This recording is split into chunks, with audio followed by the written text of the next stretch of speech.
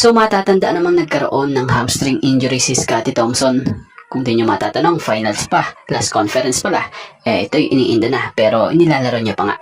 Kaya naman naging dahilan din ito para hindi siya makapaglaro sa gilas noong third window ng FIBA World Cup Asian Qualifiers. So nito lang ay balitay, hindi nga raw ito makapaglalaro sa mga unang laro ng Hinebra sa Governors Cup ng season 50. Dulot nga po ng patuloy nitong pagpapagaling or pagre-recover mula sa hamstring injury. Pero ang kagandahan naman or good news ngayon, patuloy umanong gumaganda ang pag-recover nito mula sa injury. Batay nga sa naging isang interview kay Scottie, getting better naman raw. Kaya lang, wala pa nga raw timetable kung kailan ito makapaglalaro. Kagandahan rito, wino-workout niya nga raw po umano ito, day by day. So matatanda ang last month din, ni-reveal nitong si Coach Tim Cone na itong si Scottie ay kailangang mag-recover ng 6 to 8 weeks para makarecover from the lingering injury.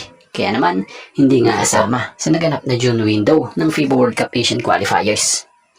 So kagandahan niya kay Scottie Thompson maayos at maganda raw umano ang kanyang pagre-recover at dahil na nga sa kakagaling lang nila sa kampyonato na kung saan siya pa nga po ang tinanghal na final sa MVP ay dagdag umano raw ito sa kanyang motibasyon.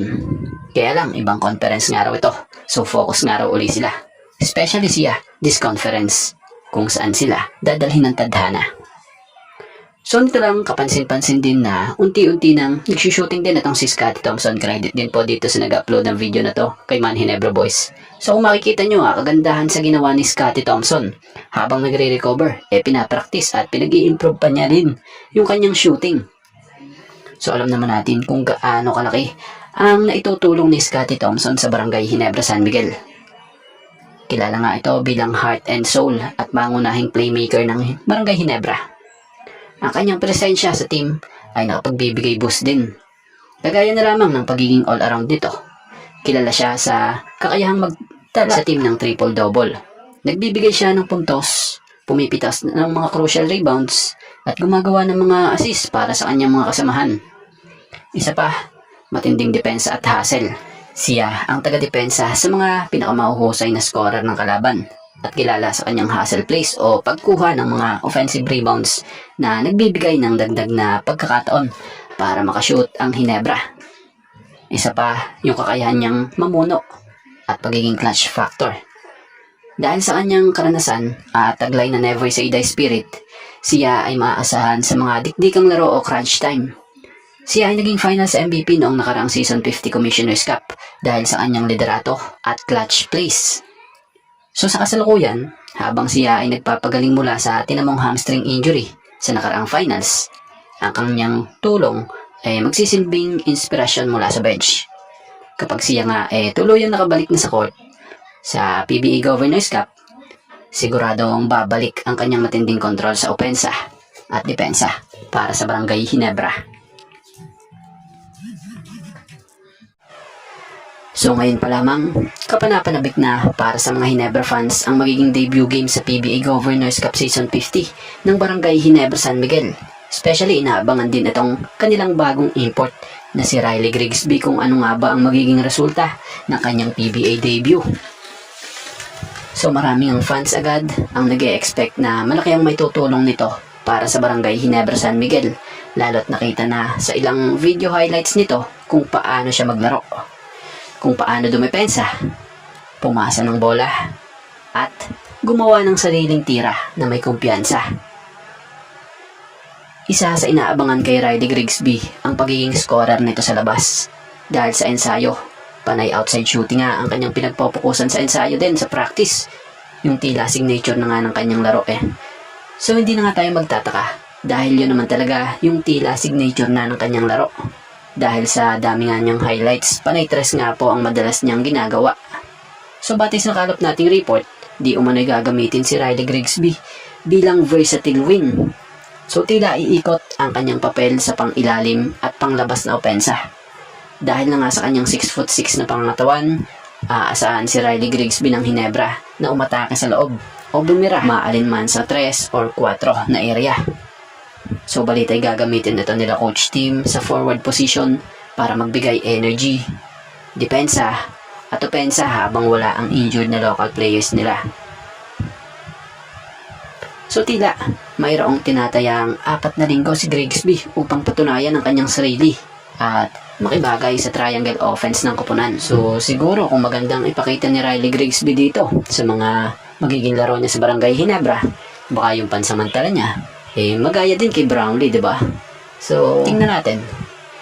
At speaking of Justin Brownlee, so kasalukuyan nga itong patuloy na nagre-recover pa din mula sa kanyang naging multiple injuries nung nakaraan pa.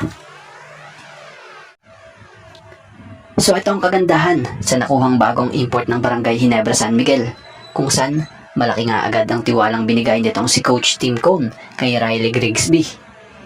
Batay nga sa naging latest interview kay Coach Tim Cone, bagamat marami pang kailangang matutunan si Grigsby sa sistema at pisikal na laro sa PBA, naniniwala siyang mayroon itong all the skills necessary. At dagdag pa nito ayon kay Coach Tim, sa tingin niyang araw, magugustuhan din ito ng mga Ginebra fans.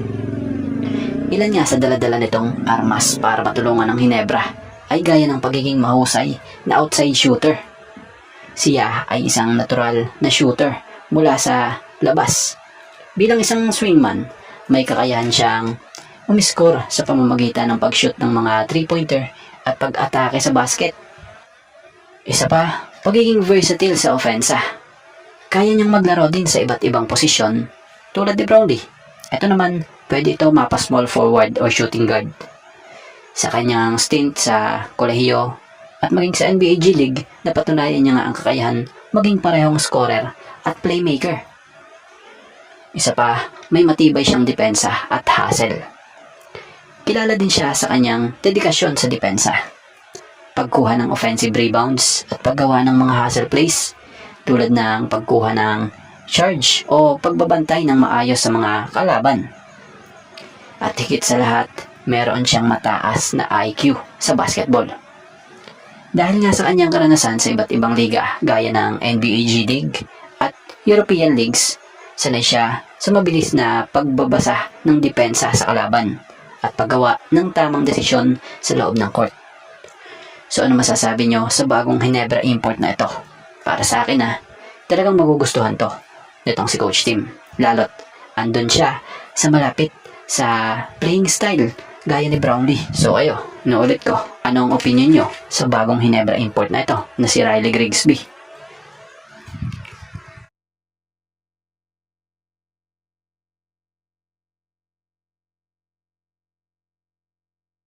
At bago nga ang lahat, baka naman po pwedeng makahingi ng isang subscription para sa ating channel or pakifollow na rin po kung nagustuhan nyo ang ating mga basketball update.